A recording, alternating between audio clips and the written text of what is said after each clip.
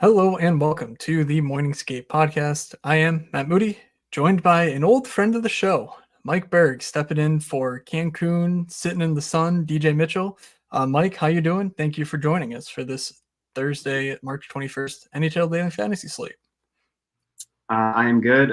Officially a reoccurring guest now, so I'm happy about that. I am not taking the luxury trip that some of the MSP Discord is taking tomorrow and this weekend, but this feels like a nice little consolation prize. I'm happy to be here again.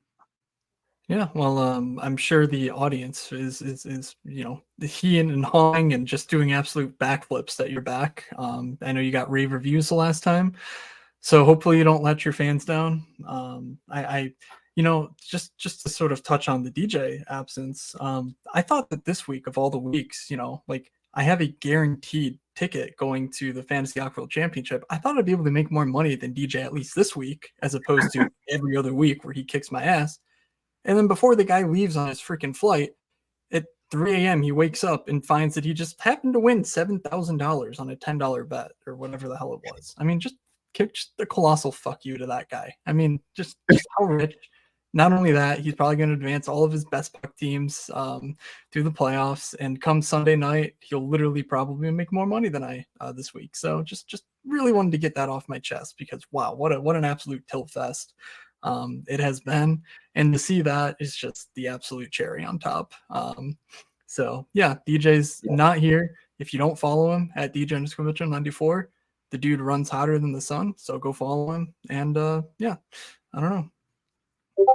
The year of DJ continues, and it seems like some people got off him, unfortunately, right before Tuesday, and that was unfortunate. So don't do that. Just follow him, tail him. I'm not a financial advisor, but I mean, I don't know. Yes, this is all for entertainment purposes only here on the Morningscape podcast. But anyway, we do have 11 games. If there's anything else you wanted to say off the top, now's the time. Otherwise, I'll get into the 11 games we have in front of us. One last thing. So on last, duo here, we both touted Jonathan Huberdeau, and he followed through for us. We did do that actually.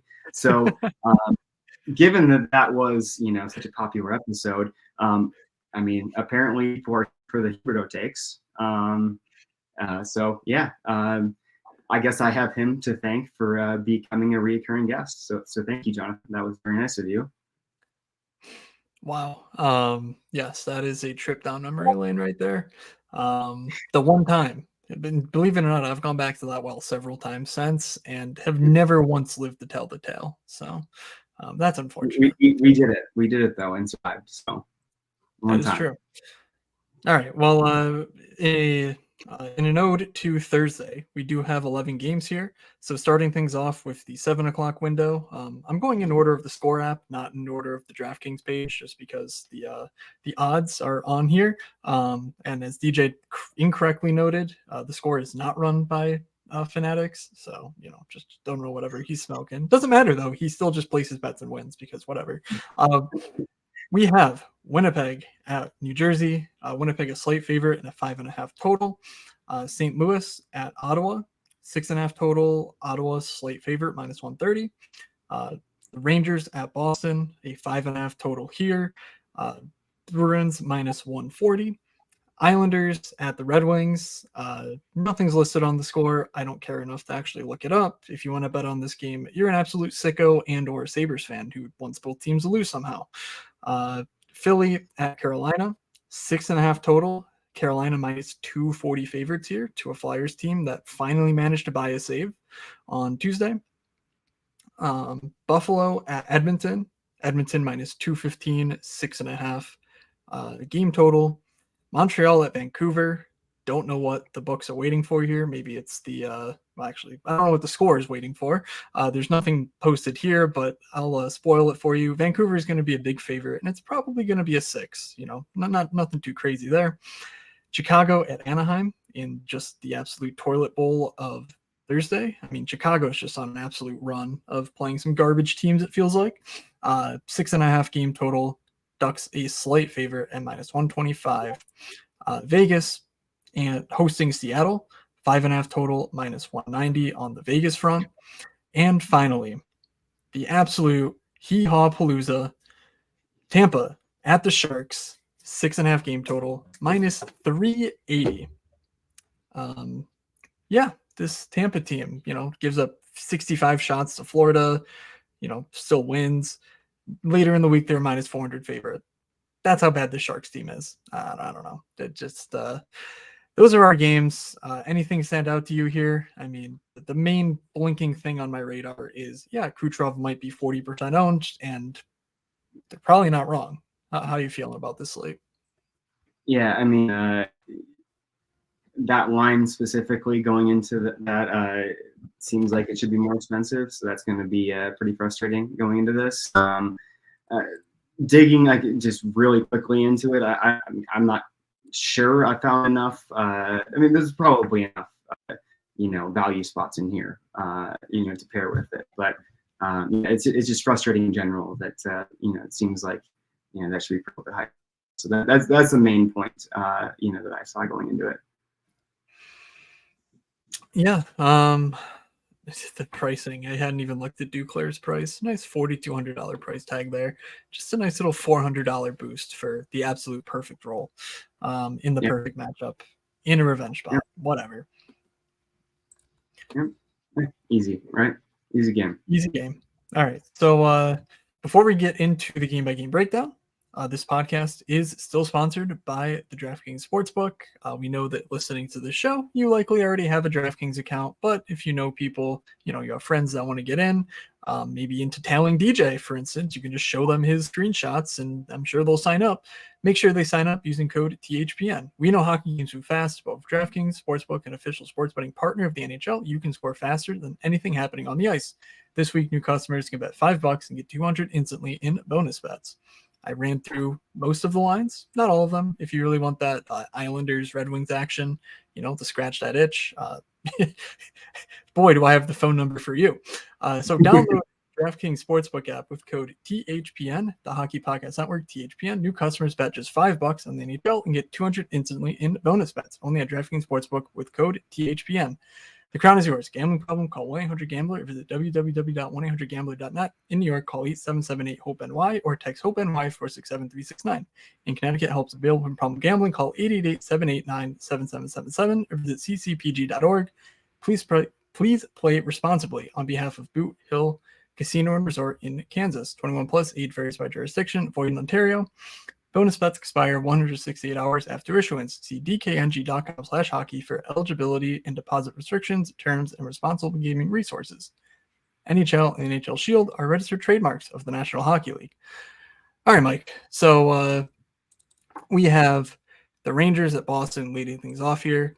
The astute among us might note that David Pastrnak is coming off of a 45 burger against Ottawa here. How do you see this game playing out? I had, so I think one thing I'll say kind of going into all of these games is, I think you mentioned the Tuesday pod about, starting things off with a, team level, or just game level, approach, and then kind of getting into more granular lines, players. The total set, right? It seems like a lower pace game. So if we're talking about an 11 game slate, it's one of those easy ones where I can probably just X out my. I know that the Rangers have had a lot of struggles defensively. It's been a team where I've liked to target, over the past, couple months or so. But despite, losing Lindgren, losing Trouba, I'm sure a lot of people in the MSP Discord would be pleased to say this. I'm not sure that that's a bad thing to not have Trouba. I'm actually, and I should say this, I'm not sure if he's playing tomorrow or not. But assuming that he's out when I'm just talking about this right now, it's not necessarily in my mind a negative in terms of them giving up high danger chance goals, etc., expected goals. So in my mind, this is just an easy X off the slate in general. So I'm not sure if you have any thoughts on that on a specific player level basis, line level basis, but I just didn't really have much interest in this game in general. So yeah, the Rangers injuries are somewhat intriguing. I'm a little surprised to see that their underlyings recovered. Let's see if I can zoom in a bit here. If you're on the YouTube, you will see sharing the rainbows, the colors, the sheet, whatever you want to call it. Just looking at the expected goal matchups for this upcoming slate. And we see Boston kind of toward the top of things, but it's not an impressive matchup whatsoever. Most of the games on this slate are in the red, though. So, you're still talking about a kind of top half-ish matchup. Something of major interest is that despite the expected goals being middling, both Boston's offense and the Rangers' defense have been suppressing volume. So when we're talking about shot attempts, obviously we want 5 shots on goal from almost anyone we click in, but especially guys like David Pastrnak. I don't think we need to worry about Pasta necessarily, but certainly probably just a one-off opportunity. Not a ton of interest for me, just given the price tag and given Kucherov and McDavid here, and almost certainly better matchups at similar price tags. So I suppose as far as the news goes, well, actually, should I have looked up who David Pastrnak played with last game because it's a revolving door? Or is that something you can bail me out with off the top of your head?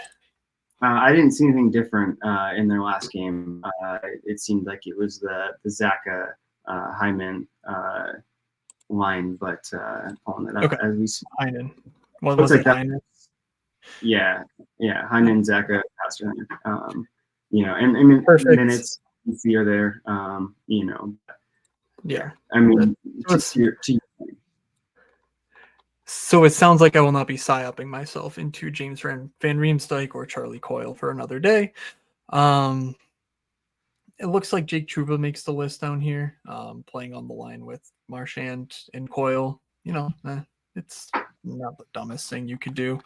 Right. But he's been producing a lot for his mere 5K price tag. With all these injuries on the blue line, the Rangers do have some guys stepping into larger roles. Eric Gustafsson comes to mind. He played 21 minutes each of the past 2 nights. That's pretty good for 3,100. Though the unfortunate thing is, you're kind of betting on points with him, and it's like if you're not stacking to get those points, like what's really the point? So I largely think this is just kind of an ignore, but it's at least noteworthy that we do have some really good minute guys for low price tags on the Rangers, in addition to Adam Fox, who cannot stop getting blocks bonuses. Came just short last game, only 5,500. It's honestly a fine one-off play. He's been very good in all 4 segments: goal scoring, assists, blocks, and shots on goal. Yeah, it's good points. I mean, especially on the blue line. Again, I was trying to look up, Trouba's status. It doesn't seem like he's going to play, but again, I check that, make sure I'm not wrong about that. But if that's not the case, Gustafsson playing with Fox, I think that's a great punt. Zach Jones, Braden Schneider. If you're looking, and I'm sure there's other spots we'll get to in a little bit on that, but those are fine one-offs that you can make even in a slower paced game. So yeah. All right, so let's move over to Philly at Carolina. On the Flyers side, I honestly don't know what to expect with the Sean Couturier situation. It obviously came to a head where he was healthy scratched their last time out. I would assume, regardless of what happens with Couturier, the Frost, Tippett, Konechny line does stick. That's not super interesting on an 11-game slate on the road in Carolina. But their price tags are still egregiously low. I mean, there's just really no excuse at this point for guys as reliably productive as Tippett and Konechny to be 6,500 when, clearly the ceiling at wing is elevated when Pastrnak, Kucherov are 10K. So we have guys at 8K at, 8,500 who, yes, are very good, but, however you slice it beyond just the team they play for, Tippett and Konechny, I do think are, more similar to the 8K guys than the other 6K guys that they are priced around. So all that to say, the matchup pretty much takes these guys out of consideration regardless. The one place on Philly that we just have the note is Cam York. Did it again. Blocks bonus, assist, price tag 4,600. Why? I don't know. So he just continues to be a source of mid-tier defensive value. But really, it's fine, but not all that interesting here. Are you going to come in with the hot take of Philly here, or should we move on to Carolina? No, we can move on. I mean, yeah, I think you made the point on Cam York, being a really solid play, especially as a bring back on the Carolina side. If you're going to do that, to bridge over to the Carolina side, the frustrating part a little bit on this is some of these prices came down, so especially in what seems like a much better spot at home here. I would assume, especially since with the additions they made and some more consolidation in scoring and maybe on those top lines, some drops in prices, I'm sure will lead to a lot more popularity on this than you might normally see on the Hurricanes. Or I should say 11 game slate with the Hurricanes on it. But it does seem like a great spot for them as well on that. So I'm not sure. What is your thoughts on the Carolina side? Yeah, it's this matchup feels like the John Tortorella dream of Carolina owning the puck, but they wind up getting 32 shots on goal total, and just maybe they win 3-2 or 3-1, and it's just not that interesting. And it's really just a price play for me. Like Kuznetsov is going to be popular. I mean, rightly so, I think. But it's hard when he's stacked with two guys who also feel kind of cheap, and Nate Schatz and Svechnikov. But if you want to get contrarian, you're talking about the same situation from last slate, where it's, do you really want to pay 21,000 for the Carolina top line? Like, that just feels like we've done this for years. And the answer's always been, no, they're going to play 16 minutes. It's just one of those teams that rolls their lines. They don't really have that ceiling offensively that you want to see. So given the price tags and given what I think should be pretty hefty ownership, I'm kind of afraid.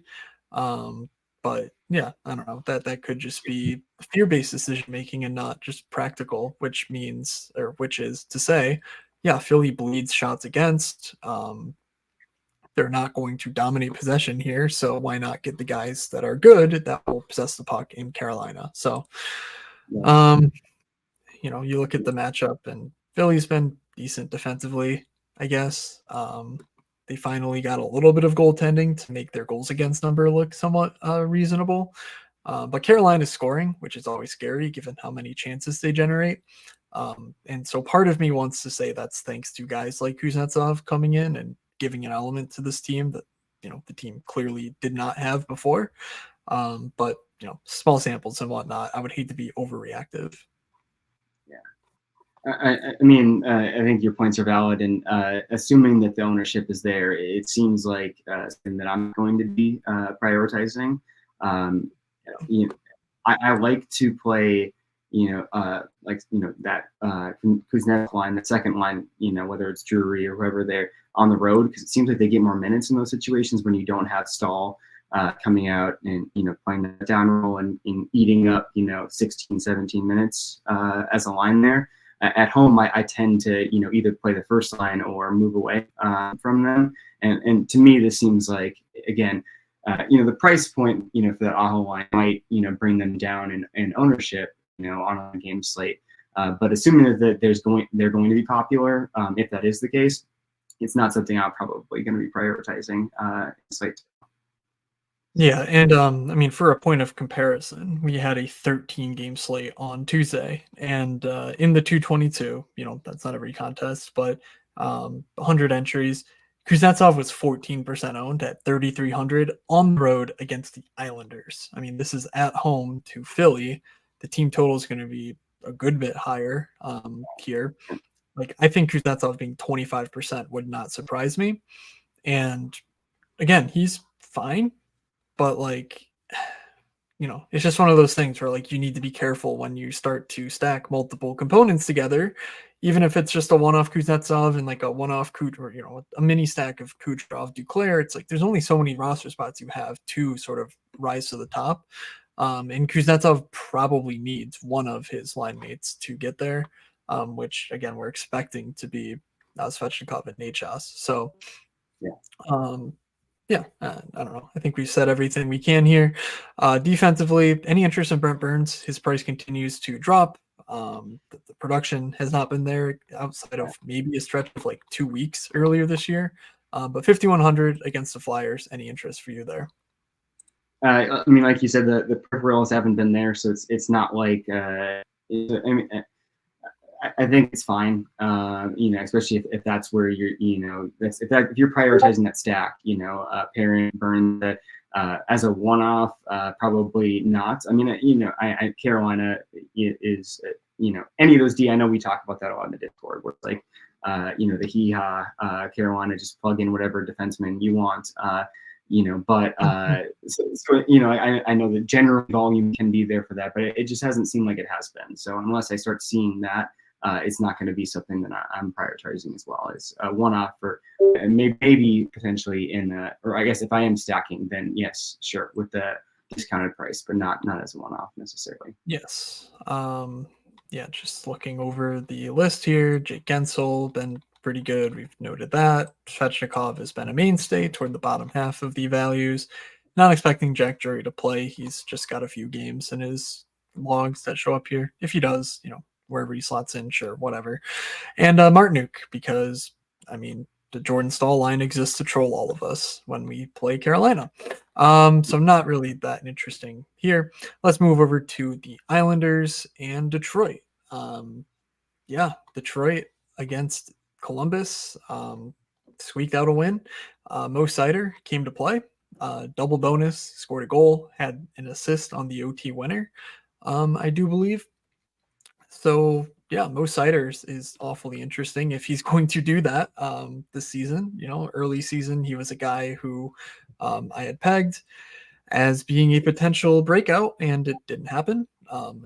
So if this game is, if last game is a sign of what's to come, I'm certainly interested in him. But otherwise, I think it's largely Islanders-based interest. Have the Islanders' past few games sort of scared you enough into just disregarding them in what's objectively a pretty good spot in Detroit here? Yeah, I mean, if we're talking game level, so I can't remember if you had this as a 6 or 6.5. Seen 6.5, but it doesn't feel like that to me. So Islanders offensively, there's been some peaks and valleys in there, which I mean, of course, like any team can go through. But with the nice part about them is like, again, that a lot of the scoring is condensed on that top line. The one interesting thing, I don't know if we talked about or not, Larkin potentially, it sounds like he might be in. I think he put in a full practice. And that would, sort of wane my interest in that top line, going against a Larkin line versus, Comfort, I think it was Perron and Raymond. It's not like any matchup necessarily scares me with the Red Wings, but to me, again, like talking about one game slate, it just didn't seem like an area that I was going to prioritize. It seemed like it's a solid power play spot, surprisingly, for the Islanders as well. So again, maybe ownership based. If people aren't going to that spot, I just didn't have it graded that highly. But again, you're talking about teams like Carolina, where rolling 3 lines, you're not sure where the production is going to come from. Islanders, like a place where if that first line is not going to get be popular, it could be a fine spot to stack in this case, because it grades up fairly well, but just not near top of my consideration, if that makes sense. Yeah, and line juggling is something that I think we also need to be wary of if we are if we're trying to chase the Islanders here. It is a 6.5 game total, and it's basically a pick 'em. Detroit minus 112, Islanders minus 108. So pretty much split right down the middle here. In a game that does mean a whole hell of a lot to both teams. It's just really tough to trust anything. So I suppose that means, maybe stack a power play Islanders stack and just know that if they are struggling, if the power play clicks, there's multiple paths to them all being on the ice at the same time, but there's absolutely no guarantee that that happens. And despite it being a 6.5 game total, it's been an ongoing thing with Detroit, but just their games never really seem to profile that well. And of course, the Islanders defensively have really been rock solid since Patrick Waugh came in. There's really no disputing that whatever's happened offensively, part of that's percentages driven, but defensively, it's been stellar across the board. Pretty much from the first moment that Watts took the bench. So ultimately, Dylan Larkin is interesting, but if I pull up his price, I'm pretty sure he's still 6,900. Like I would just much rather play Bo Horvat or go over to wing where we get Barzal and Nelson for less than that in addition. So let's say Barzal, Nelson, and Dobson is probably the best 3-man stack from this game, and move along. Anything else you want to add to the mix? Well, so they had, maybe this has changed since I last looked at it, but it seemed like Palmieri was on that top line in the last game. So I'm not sure if they shifted that or not. But that obviously creates a nice little price break on that line. And Palmieri has been popping up on a lot of things recently. It's small sample size, but the line hasn't played that well together with that mix. You could put it up to sample size for sure, and I wouldn't argue that at all. But still, that would be where I would go out of this whole entire game. You're right. I wouldn't play anything on the Detroit side. It's funny how if you find good goalie performance or good defensive performance, you probably find a coach that keeps his job. And the opposite is true too. Whereas if you always can't make a save, your coach is probably going to get fired at some point. So whether it's Waugh related or not, they started playing some better team defense, started getting a few saves actually, and they've been really good. So it's not a team I like to challenge, especially at home, but on the road as well. So the Red Wings are not something I'm considering at all.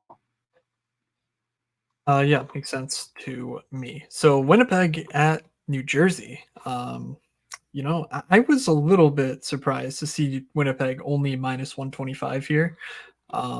It's not like the Devils have played some particularly inspired hockey, even of late. Like, at some point you got to realize that the team is not nearly as good as advertised. Though at home, I guess that's the reason for the tight money line. Ultimately, I do think there's some valid arguments in favor of Winnipeg. Mark Scheifele coming off of a hat trick, not a bad little introduction. But in addition to that, we're looking at Sean Monahan went down in price, as did Nick Ehlers and Tyler Toffoli. Like all of them are less expensive than they were against the Rangers, and this is a substantially better matchup. If Jake Allen is truly the Devil's savior, then I guess we'll see them in the first round of the playoffs. But something tells me that that's not likely to hold. So I don't think I'm interested in New Jersey. I know our prodigal son, Alex Holtz, showed up. He actually scored a goal. Played 13 minutes last game in the top 6. So, woohoo, we're playing the parade. But I'm pretty scared of this Winnipeg team defensively. So I really only want to target Winnipeg here against a leaky Jersey defense. What are your thoughts? Yeah, to your point, I probably have chased the Devils a little bit too long this year, just thinking that this is going to turn around at some point. And it's tough when you go from Lindy Ruff to Travis Green. That doesn't necessarily help things. It's great to see, one of our boys, getting maybe some consistent, top 6 role. Knock on wood. I'm sure, if they go down a couple goals in this game, everything throws into a blender, and he's back on the 4th line. But with that being said, I've historically loved, the Heischer, Bratt, and X, line, underlying metrics wise, like matchup wise in a lot of these cases. So I remember in our last conversation, pod we did, we were ready to take the lap on, the death of Timo Meier. here he is, first line. That line He's seems to alive. be well. He's back. He's back. Undertaking, right? He did it. So I do have some interest in that line going against the Scheifele line. Which is not something I'm scared of matchup wise. But to your point, so I guess that rules out the Scheifele line, going back to me. Not too much matching stuff. Again, I know I'm at risk of getting canceled. But if I was gonna, prioritize a specific line, the Monahan line, again, I ceiling, performance last time we saw him in New York. They did get pretty outplayed in that game, though. Just looking at Hockey Viz and just the Rangers. It's we already kind of covered the Rangers a little bit, but the funniest thing about them is that they'll win all these games where they're just dominated possession wise, expected goals wise, and then they play a game like they did on Tuesday. And that's the game that they drop, right? Where they actually, Yeah. they get goalied, right? The other way around, so that's their big, kryptonite. But with that being said, like that line's played pretty well together. I mean, the Toffoli revenge, spot being there. Again, I wanted to like this game more. I really did. Looking at this originally, I'm like, okay, this seems like a good spot to be in, and I might end up going here. But when I was actually looking at numbers, it didn't seem like anything that actually popped off to me necessarily. So if I was going anything, it might be New Jersey 1, Winnipeg 2. Not together, not game stacking yet, saying that, but just those would be the two spots that I would prioritize in this game. Yeah, I like that little game stack mentality. New Jersey 1 for the matchup and Winnipeg 2 the other way. In the other matchup, I think that's correctly how they will be deploying their lines. And yeah, I mean, it's the season of Timo. He's certainly back. The role is completely different. There's a really good breakdown on the Hockey PDO cast of basically they said, hey, remember this guy in San Jose? What did he do? And they were like, oh, he did this. And they're like, why don't we do this with him? And they're like, oh, never thought of that. And that's basically, he's playing right wing. He's playing on top power play, a bit more puck dominant. And it's working because the dude's awesome. Like he was sort of a square object into a round hole type issues early season. So I like Timo a lot. I like the mid-tier Winnipeg guys a lot. Defensively, maybe in favor of Winnipeg too, but Brendan Smith played 27 minutes last game. I don't know. I don't really have anything else to say, but when you look at the blue line, no Siegenthaler, Marino, we're not sure, I suppose, though I don't think he's going to play. So we're looking at literally Hughes, Nemec, and a bunch of idiots. So maybe there's a punt. Maybe that's pushing you toward Winnipeg, but I at least wanted to note that because it was extremely weird. So let's head over to St. Louis and Ottawa. Ottawa gives up goals to everyone. St. Louis manages to score goals on everyone. How are you feeling about the Blues matchup or any interest in Ottawa here? The first thing I noticed was the Blues seem to have blended lines again. I'm not sure any of it matters at all. So it looks like Kyrou bumping down to the second line with Buchnevich, and I believe it was Sad. And then Shen. I'm all over the place here. Thomas and Neighbors on the first line. Again, there's not a lot of samples with those combinations. I'm not sure it really matters at all because very leaky. Ottawa, it's a cringy spot, especially the tricky part here is this is one of the spots where I thought that team total would be higher, and I'm not seeing that being the case. So maybe with pricing, this is something that goes a little bit overlooked. I don't think that's going to happen, but maybe it does just based off what I'm seeing right here. And if that's the case, I certainly do have interest in the Senators if it's going to be something that's, just kind of lost in the mix amongst everything else.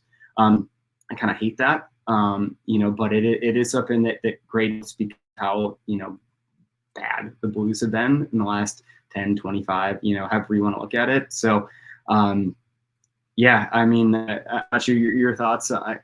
First of all, like the Blues is something that I'm, despite how leaky the Senators have been, despite everything just going in for the Blues. My hope, I guess, would be is that if I'm going to play the Senators side, yeah, you're going to get a couple of those goals going in. I'm not going to maybe try to predict what line it's going to come from, but that just fuels the game pace to go higher. In Ottawa to base at home. Ignoring the fact that both teams might not be playing for anything. Playing at home, just kind of facing any goals that hopefully just running up a higher total just in general. If that makes sense. Yeah. So I'm a little intrigued on the blue side by a fully correlated power play one, line one, Robert Thomas, Braden Shen, and Jake Neighbors line. That's how they ran the power play last time out with Falk and Buchnevich. And as you referenced, the practice lines, Braden Shen, I mean, always plays a boatload of minutes. And yes, neither Shen nor Thomas have great, actual shot attempt rates. They're both playmakers, but I think Robert Thomas is one of those guys who I'm genuinely convinced is like a good play driver, regardless of who he's with. And Shen is fine. And when you're getting fine NHL players with 22 minutes of projection, I think that's something to take a look at. So St. Louis 1 is where I would go on the blue side. I'm not that interested in a Buchnevich, Kyrou, trying to thread the needle of line 2 getting there. But also the power play not I'm not really sure if that makes a ton of sense to spend money that could go to say Winnipeg or whatever. And then on the Ottawa front, I don't know. I've been fading these dudes all season, so I'll probably just continue. But yeah, I don't know. Is there one guy, one stack here that you would go to on Ottawa?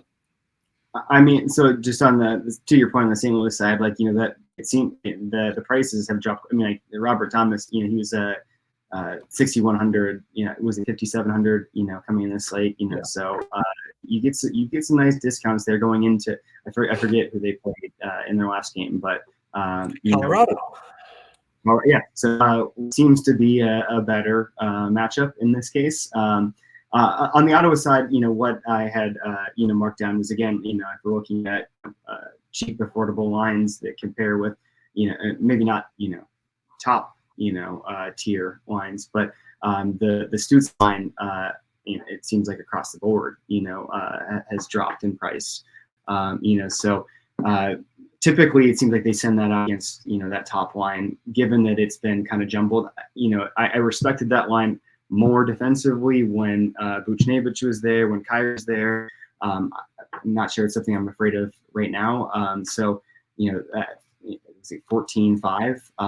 that seems like a nice, spot to pair, with another, mid to high tier stack on the slate. So that's where I was looking. Not to say I don't have, not to say I couldn't play, that top line, for Ottawa, but that's where I would look, would be that Stutz line specifically. Okay.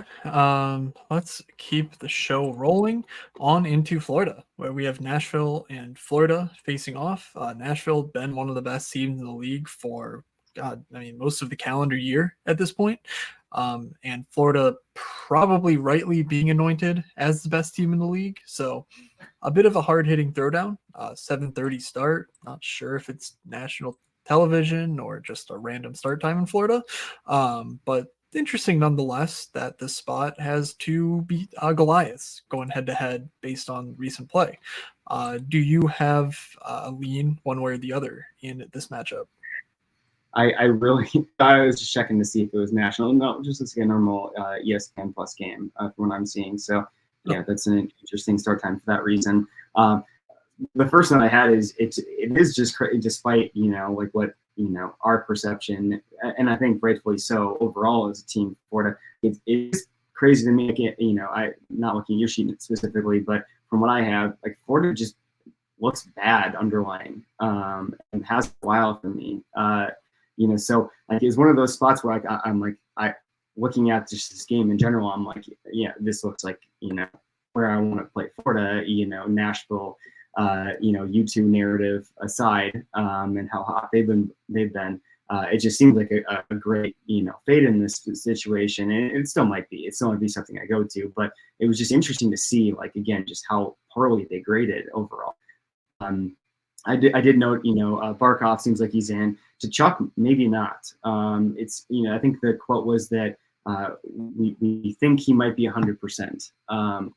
So it sounds like he's going to play, I guess, if that's the case. But to what effectiveness, especially if you're Florida, like, it doesn't make sense to maybe cut those minutes back a little bit if he does play.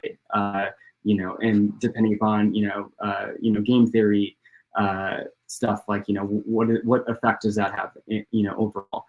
I mean, again, like, I'm assuming both those two play, especially Barkov, but so where I'm going with this, I guess, is that this is one of those where I wanted to have interest in this game, and total wise, everything seems like I should, but nothing supports to me playing the Panthers at this spot. Yeah, and the Panthers are not going to chase in this case either. So. Yeah, I feel like this is the first time it's really shown up on the sheet. Part of that's because Nashville's been so good that Florida's down the list, but I feel like this is the first time I've seen Florida sort of showing what what you've been looking at for a while. But this is, I think, the first time it's actually made it through to my stuff. So that's somewhat interesting. Nashville having the #1 matchup on the slate is downright shocking. But part of that's a testament to how well Nashville's been playing, of course. And I mean, Nashville's been scoring a ton too. It's not just Forsberg. Their entire team is putting pucks in the goal, which you do like to see from a fantasy standpoint. Forsberg is 8,500, so he's not in the low sevens, upper sevens type range that he's tended to live in this whole season. So you got to consider that. You also need to consider that its line mates are two guys who, frankly, are, they can disappear on any night. They scored 8 against San Jose, and I believe Ryan O'Reilly was completely held off the score sheet. No shots, no blocks, no points. But in any case, they failed, both he and Nyquist, regardless of what their actual score was. And that was despite Forsberg having a 2-goal night with, I think, 5 shots on goal and maybe even an assist. I want to say he absolutely nuked, come to think of it. So it's tough to rationalize spending that much money on this Nashville line. But, there's harder. It's really hard to say that it's a bad play to play Forsberg and Yossi especially. And then the eternal question of Tyson Barrie. Our guy is just whenever he's in the lineup and he's on that top power play, I think you continue to just click him in. 3,700 makes you think, but I don't think it's too high. Like, he was monstrously owned last slate, but honestly, you're talking about a one-off defender getting 10.6 for 3,200 like you did last slate. I mean, that just will not ever hurt you. Like, if you don't have the high end pieces you need, like the Kucherov or McDavid or Forsberg or whatever, then you're going to lose anyway. And his price and his production, I would guess, more than half the time in this spot is still going to keep you on track, because ultimately it's just clicking a name to then fit in, the better high end options rather than the high end defenders.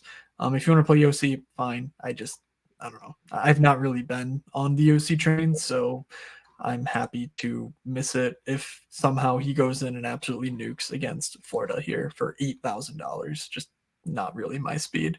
But anything else you want to talk about on this game? I think we're mostly in a holding pattern on Florida to know about Tkachuk, and otherwise we know what Nashville's going to do. Yeah, and I should be clear. I was probably a little bit too quick to dismiss the Nashville side. I'm playing some of the Sissons line, and I mean it looks like they jumbled that a little bit in the last game, moving Bavillier down to the Novak line. I'm not sure what ends up sticking with that. I feel like I can't get those two lines right, because if I remember correctly, like Novak had a pretty smash spot too. I think actually both him and Evangelista had good games, but it seems like whenever I play one, the other one goes off, especially in a game like the San Jose one.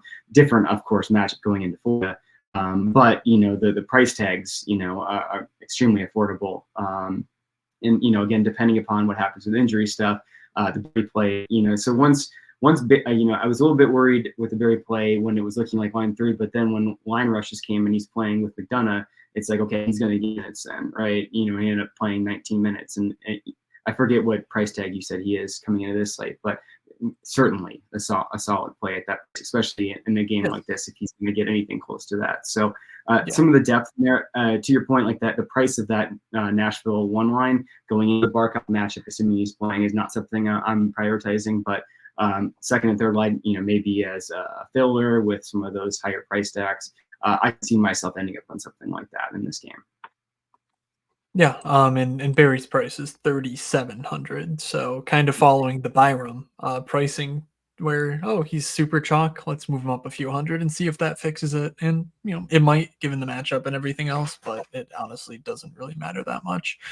So on to Buffalo at Edmonton. I mean, I want to say I called my shot, even though nothing happened because of it. Montreal was stellar against Edmonton. Edmonton did not look good. So that's maybe clouding some of my judgment here, but this game feels a bit like a stay away. Now, when you stay away from Edmonton games, you're always ripe to just McDavid deciding he's going to do McDavid things, and none of it matters. And that certainly happened to Montreal. But given sort of what we're seeing as going to be a heavy team total for Edmonton, minus 215. I don't know. I'm sort of torn on where ownership goes, because it feels like with Tampa having a much higher total, that like this high end ownership just flocks to them, and then McDavid gets missed, and especially guys like Zach Hyman and Evan Bouchard get missed. But I'm also a little leery of the matchup. Like, Buffalo's been fine defensively. They got clobbered against Vancouver on the second half of a back-to-back, but the franchise savior, Devin Levi, I believe only allowed 2 goals on, I think it was 6 expected goals against. I'm not sure. In any case, I'm willing to forgive them for that, given how good they looked against Seattle in the back-to-back spot. Like, the Sabres aren't on a good team by any stretch. So all that to say, I don't know what to do here. Like, are you in on the Edmonton train? Is it a useful pivot off of Tampa? Or are we just being stupid if we're really saying, oh, well, Kucherov won't go vroom against No, I mean, to your point, like Buffalo hasn't been a team in a while that I've wanted to target, against. Everything underlying wise has suggested that they've like really fixed things defensively. And in the Edmonton case, like things have been trending sort of downwards, for a while, would probably just why, they jumbled the lines a little bit, because I mean, that top line had been just, running worlds for a while there, which, I mean, the underlying stuff supported it, but still you didn't expect that to continue, maybe at that, world beating pace. So, I mean, it's still, the matchup still grades out, high for me, but that's probably as you would expect.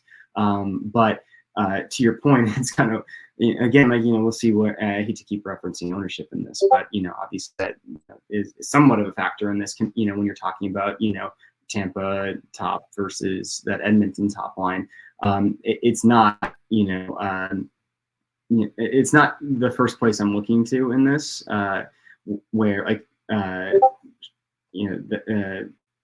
the depth, Buffalo has had a little bit more trouble, but that top line has actually played pretty well, surprisingly.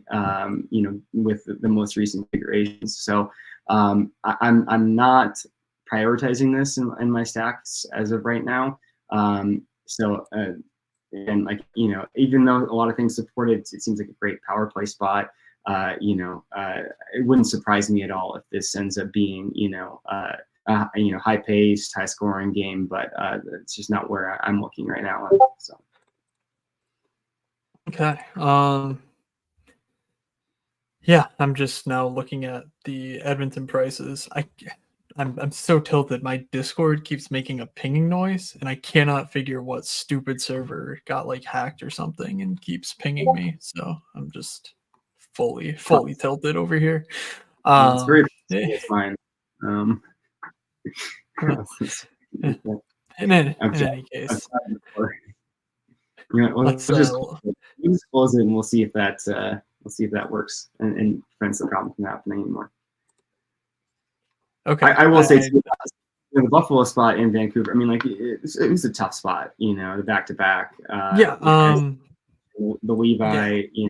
Savior, all Savior stuff aside, it's not UPL right now. So Yes, and so I guess the news of note, Evander Kane on the top line with McDavid and Hyman last time out. A nice little revenge spot for us, of course. Evander Kane 5,400, kind of on the same line as Nugent Hopkins, except you're just trading the power play assist equity with like theoretical shot on goal upside. But Evander only played 16 minutes last game. It really feels kind of thin at 5,400, given the prices of Hyman and McDavid.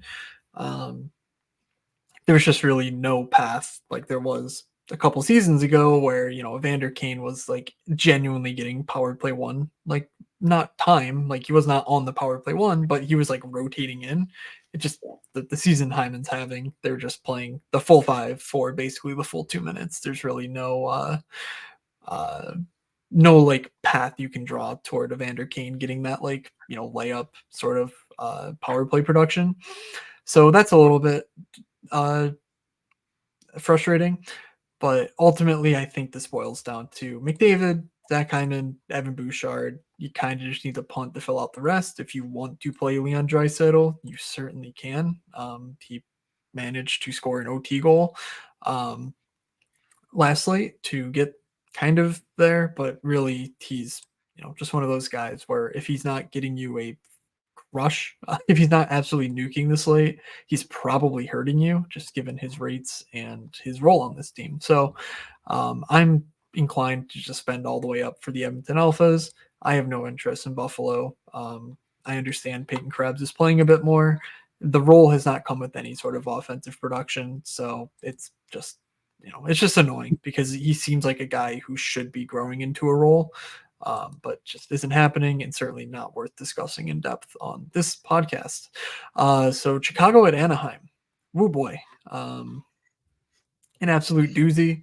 Uh, unfortunately we could not get MN Matt from the Discord on this podcast, who saw the Anaheim Ducks up close and in person on Tuesday night, and the reviews were not impressive. I believe steaming pile of shit was something that he said in the Discord, and seems about right. And all that to say, in comes Connor Bedard. Connor Bedard, that dude is absolutely smashing. Over his last 10 games, he is the number one player on the slate in terms of producing expected fantasy points. A lot of those are expected fantasy points in cupcake matchups. You can think of Arizona a couple times. San Jose's on that list. Anaheim certainly fits the mold. So it's really hard to look at this slate, see 7,600 Connor Bedard, and go, well, if that guy's not chalk, he kind of should be. But I don't know. What do you think about this? Like, is Chicago just so bad that like even on an 11 game or that on an 11 game slate, you just kind of look at it and go like, no thanks. They're on the road, just like absolutely not. Or is there something here? Can you sell yourself on the Connor Bedard smash night? I mean, certainly I could. I'm probably gonna just die on not doing it. But I certainly see the path. I mean, sure, yeah. I mean, I've been on like the Ducks are gonna lock it down against the Wild on Tuesday or whatever night, and it just doesn't happen. So maybe I have some weird bias in there where I'm just like they've still got enough in there in that top six and in the D4, but it has not come together, and I I don't see any argument to say that it will. In these type of, it's, I know that this stuff is like nuked this year, and that's been very frustrating. I typically don't love playing bad team, just playing against like another like worse team, Connor Bedard aside. So I'm sure this will be the bane of my existence, tomorrow, but it's not what I want to be, playing. But I can certainly see the argument towards it. On the Ducks side, again, it's like I sometimes like to grab the occasional Corn or McTavish, who's done absolutely nothing this year. But again, it's just like it feels like if you're grabbing the line against that Bedard line, there should be something there, on a night-to-night basis. But this is just gross, Yeah. So the lines we have from last game with Anaheim, which again they could all just change because they lost 4-0 to Minnesota and looked pretty lifeless in doing so. Vetrano, McTavish, Strome actually had, they were above water possession wise, so maybe that line holds. I don't know. Killorn, Carlson, Terry, which again that line's kind of been consistent. Carlson and Killorn in particular have played together a lot when they've both been in the lineup.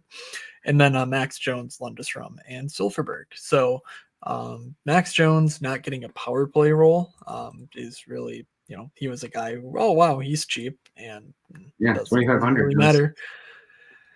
Doesn't matter when you're not getting any minutes. So he just kind of falls into, he's Silverberg without the power play role, which, like, good lord. And that power play has really cooled off. Silverberg minimum salary just doesn't matter that he's on the PP1. Like, it just does not matter. Same thing for Olin Zellweger, just absolutely nothing going. So I really don't know if I can talk myself into anything here beyond Bedard stacks. Seth Jones continues to produce. But yeah, any other thoughts here? It's just not a great power play spot in general for the Ducks either. I mean, the Blackhawks have been solid there, so as much as I want the Zellweger thing to happen as well, and I've been chasing that, maybe not as much recently, but it's just, it seems like it's going to be a thing. And so stacking Bedard, you're looking at Tyler Johnson and Kurashev, fully power play correlated with Nick Foligno being the fifth wheel on the power play. So I don't know. Tyler Johnson's fine.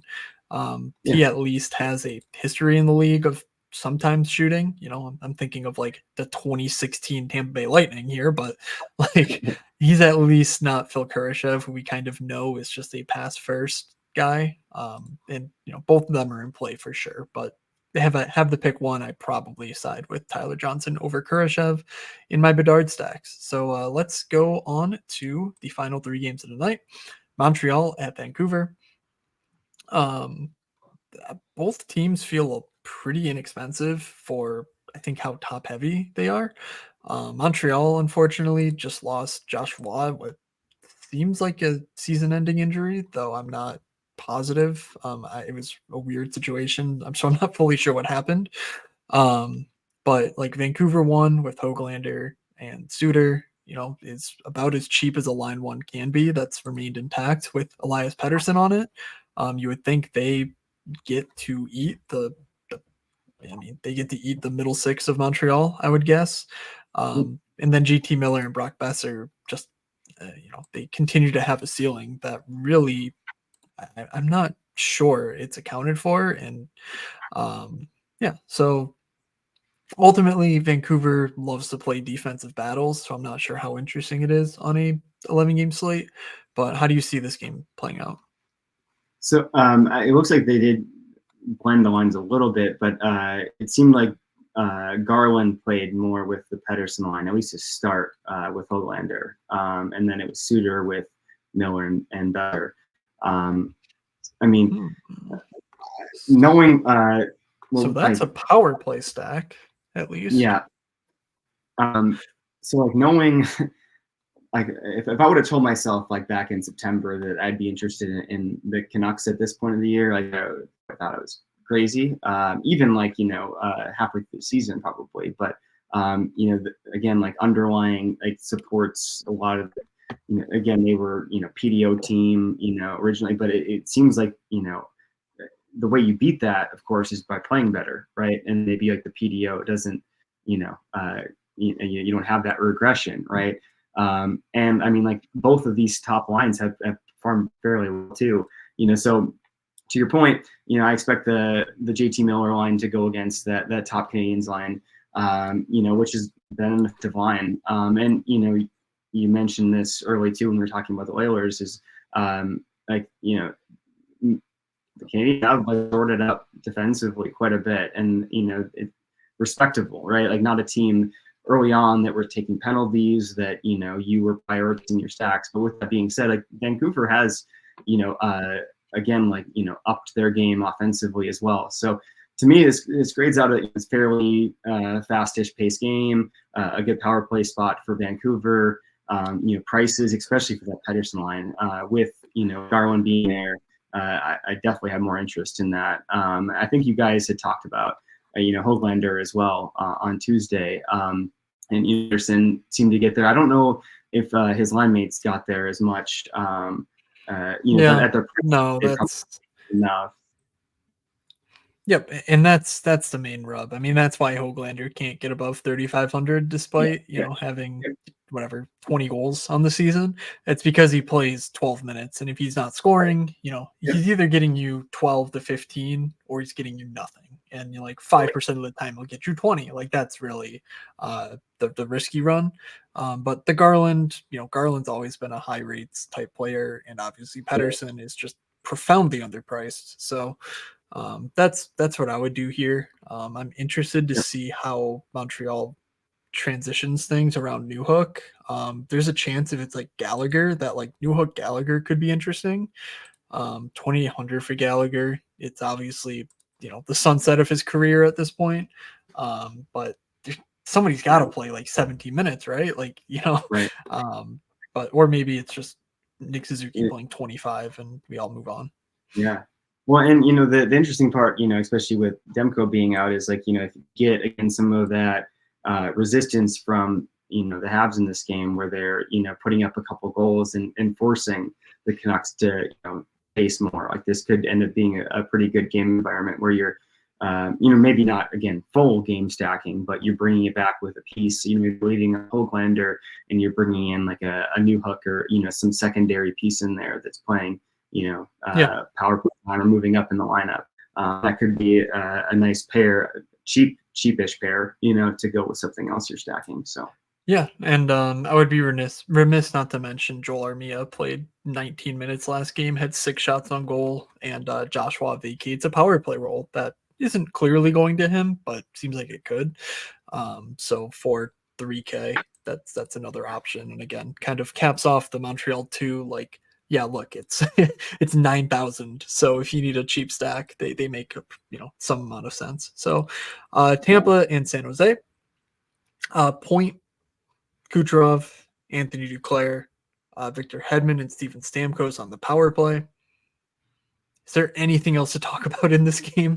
I mean, it should be 30 to 35% owned, I would think, on Anthony Duclair, and maybe a shade below that for Kucherov, but really like the absolute chalk of the night and hard to argue with it.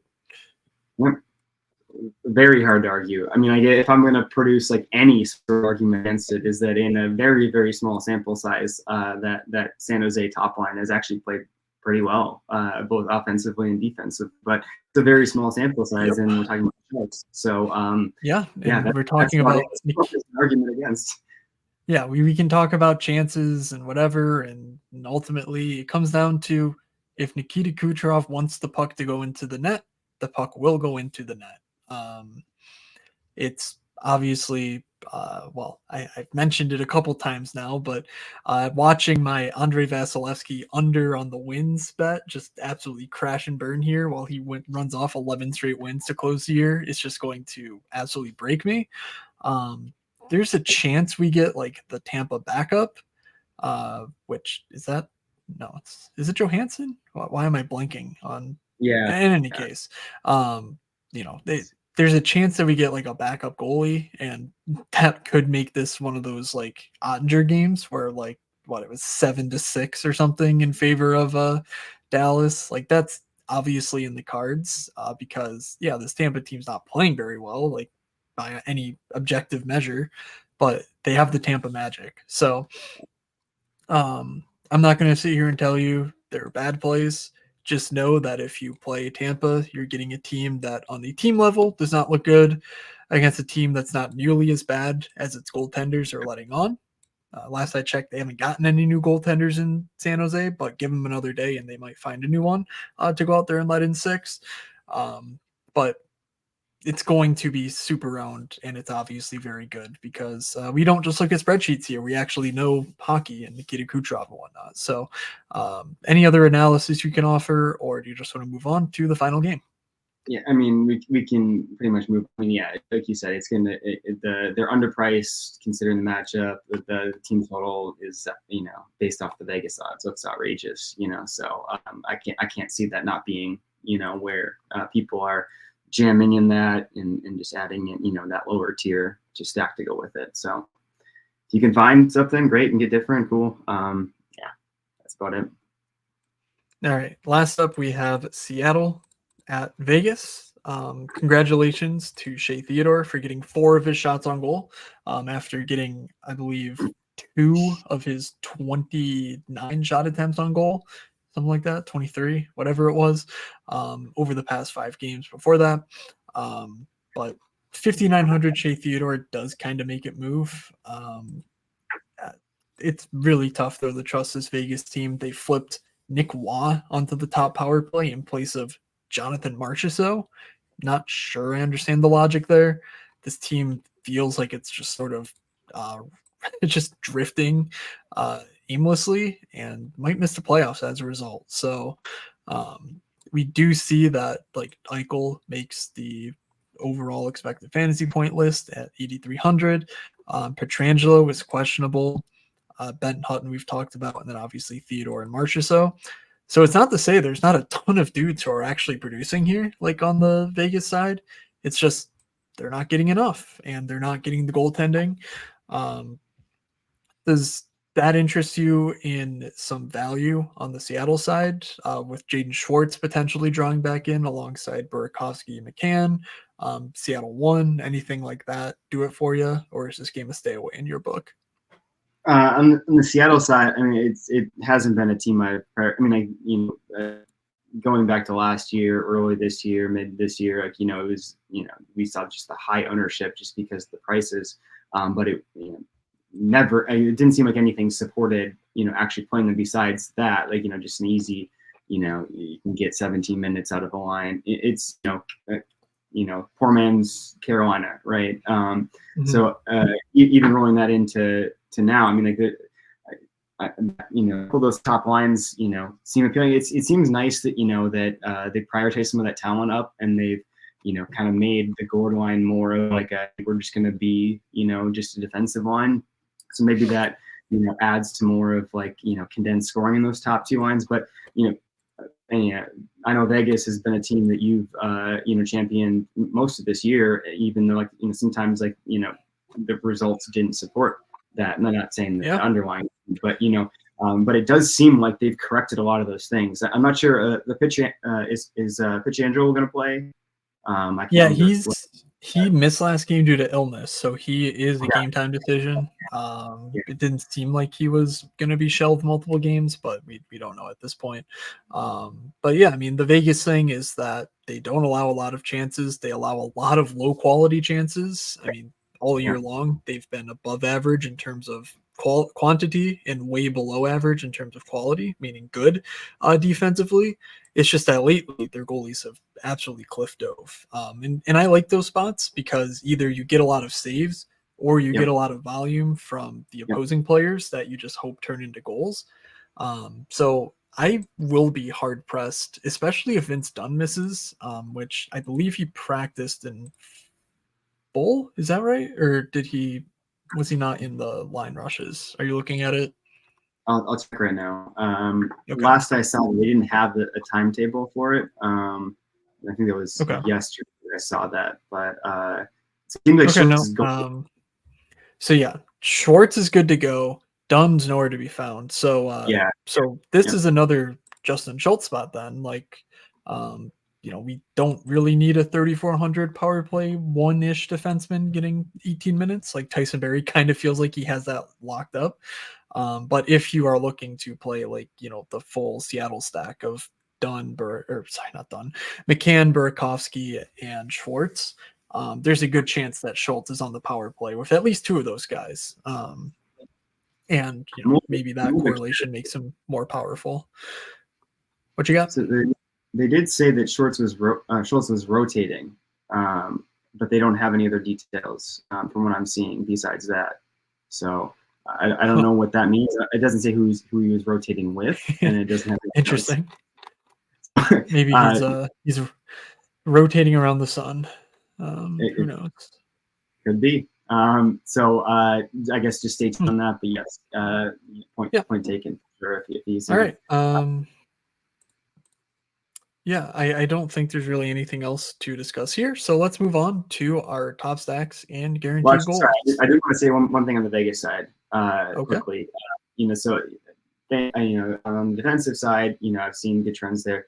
Offensively, some of the same has been a little bit slower, but I many question the Wild power play one. Of course, I echo that as well. But that certainly seems to bring that line at least into consideration for me. 11 game slate, probably not something I'm prioritizing it unless I'm building, more than 5 lineups or something like that, but that lineup, with the minutes they're getting, the prices that they're at, it's something that will be interesting to me because, Seattle historically has been, pretty solid defensively, but they've been a little bit leaky on that side, especially if, Dunn's going to be out, if that big piece is there. So, again, just like if you're going to play something, on the high end and, looking to go a little bit different, I'm assuming that there's not going to be a lot of ownership there. It does seem like it's going to be a higher paced game in general. So if they're going to get, 17, 18 minutes, with a couple pieces on that line, I'm interested. I'm certainly interested. So, HockeyViz is not loading. What's what line is Juan on? So it's him, Stevenson, and Mantha. Okay. Small sample size. They seem to be okay together. Or I shouldn't say okay. They've been good together. Small sample size though. So okay. Yep. No, I like that. Good call out. So now let's go to top stacks, guaranteed goals. As the guest, is anything jumping out at you on this 11 gamer for your top stacks? I'm gonna start with guaranteed goals because that at least I a little bit more prepared on. I will go. Okay.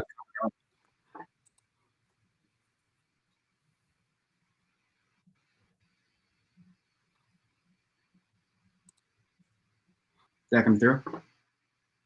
I believe I froze. Connor Garland. Connor Garland, and who is your other one? Oh, okay. I'm gonna let you go, and then I'll come back. Oh, okay. Okay. Wow, you're starting off hot with Connor Garland. Okay. This is interesting because DJ tries to make fun of me for trying to do guaranteed goals first, and then you're just out here like, no, we're doing guaranteed goals first. So I appreciate that, and I fully respect it.